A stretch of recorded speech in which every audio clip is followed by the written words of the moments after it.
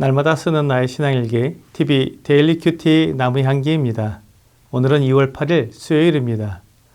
오늘 함께 묵상할 성경 본문은 로마서 11장 33절에서 36절입니다. 깊도다 하나님의 지혜와 지식에 풍성하며 그의 판단은 헤아리지 못할 것이며 그의 길은 찾지 못할 것이로다. 누가 주의 마음을 알았느냐? 누가 그의 모사가 되었느냐? 누가 주께 먼저 드려서 갚으심을 받겠느냐?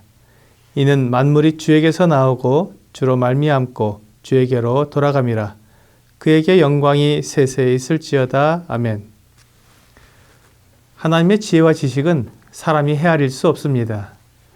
사람은 이 지구상에 있는 만물이 어떻게 만들어졌으며 어떤 원리로 작동을 하는지 다 알 수 없습니다. 사람은 하나님께서 만들어서 두신 것들을 사용하기에도 바쁩니다. 현대과학이 하는 일은 새로운 물질을 만들어내는 것이 아니라 하나님께서 만들어 두신 물질을 찾아내서 그것을 이용해서 어떻게 우리가 원하는 작용을 하게 할 것인지 그 원리를 찾아내는 것입니다. 하나님은 이 세상을 만드실 때 그런 원리들을 다 만들어 놓으셨고 그것을 통해 온 우주를 운행하고 계십니다. 그리고 사람은 그 원리들을 찾아내는 일을 하고 있는 것입니다. 최근 많은 과학자들이 새로운 신소재를 발견했다. 그리고 그 소재를 사용하면 현재보다 훨씬 더 빠르고 안정적인 컴퓨터를 만들 수 있다는 발표를 합니다. 그리고 그 소재는 지금까지 우리가 생각했던 것과 전혀 다른 방식으로 작동하기 때문에 획기적인 기술 발전이 이루어질 것이라고 말합니다. 이러한 과학자들의 발표를 가만히 들여다보면 그 과학자가 자기가 어떤 소재를 만들었다거나 어떤 원리를 정했다는 것이 아니라 그런 소재를 발견하고 또 원리를 찾아냈다는 것입니다. 이것이 중요합니다. 사람은 이미 있는 재료와 원리를 계속 발견하고 찾아낼 뿐이지 그것을 만들어내지는 못한다는 것입니다. 그러면서 사람들은 그렇게 한정적인 과학적 이론으로 하나님이 있다느니 없다느니 말합니다. 오늘 본문은 우리에게 분명히 말씀하고 있습니다. 하나님의 판단은 사람이 헤아리지 못하고 하나님의 길은 사람이 찾지 못한다고 말입니다. 우리가 하나님에 대해 알 수 있는 것은 극히 적은 부분입니다. 사실 사람은 하나님이 아니라 사람 자체에 대해서도 많은 부분을 알지 못합니다. 사람이 어떻게 만들어졌으며 사람을 구성하고 있는 이 세포들이나 유전자들에 대해 많은 지식을 쌓아왔지만 사람에 대해 알지 못한 영역은 여전히 많이 있습니다. 사람의 신체를 연구하는 과학자들과 의사들이 평생 연구해도 다 알지 못하는 신체의 원리들이 남아 있습니다. 사람의 정신을 연구하는 학자들이 이런저런 이론으로 사람의 정신을 정의해 보지만 사람의 정신을 몇 마디 단어로 정의하기란 너무 광대하고 다양합니다. 심리학자들은 진정한 내가 누구인지 밝혀내기 위해 많은 연구와 노력을 하지만 여전히 미지수입니다. 그리고 이렇게 신체와 정신이 어떻게 연결될 수 있는지, 사람의 생명은 무엇인지, 어떻게 시작되었는지 그 근원을 알 수 없습니다. 성경은 하나님께서 사람에게 생명을 불어넣어 주셨다고 말씀하고 있습니다. 사람의 생명의 기원은 하나님입니다. 또한 동물들과 식물들의 생명의 기원도 하나님입니다. 그렇기 때문에 사람이 계란의 모양과 성분은 똑같이 만들 수 있지만 계란에서 병아리가 태어나게 만들 수는 없습니다.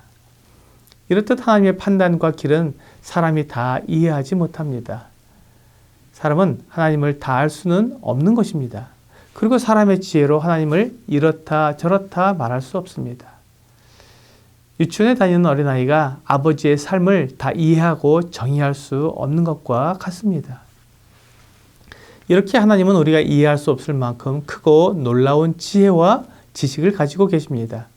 그리고 그 지혜와 지식으로 사람들에 대한 계획을 가지셨습니다.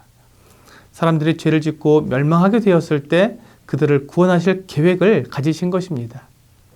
하나님은 모든 사람이 구원을 받으며 진리를 아는 데 이르기를 원하시기 때문에 하나님의 이 놀라운 지혜와 지식으로 가장 효과적인 계획을 세우신 것입니다.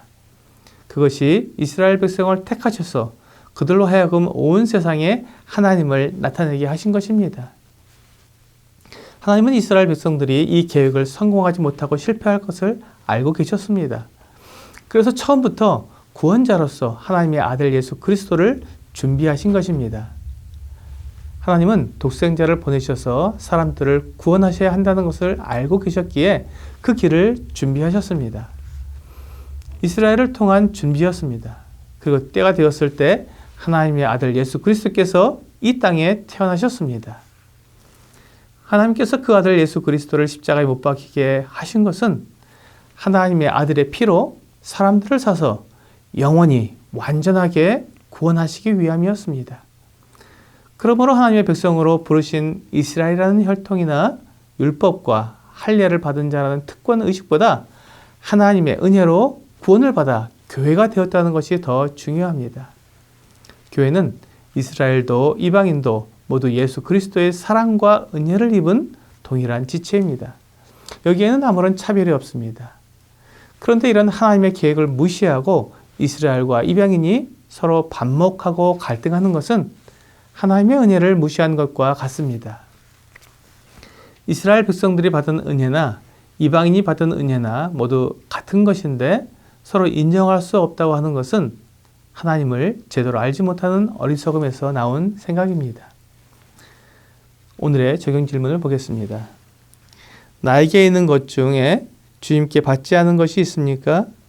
그것을 생각하며 하나님께 감사드리십시오.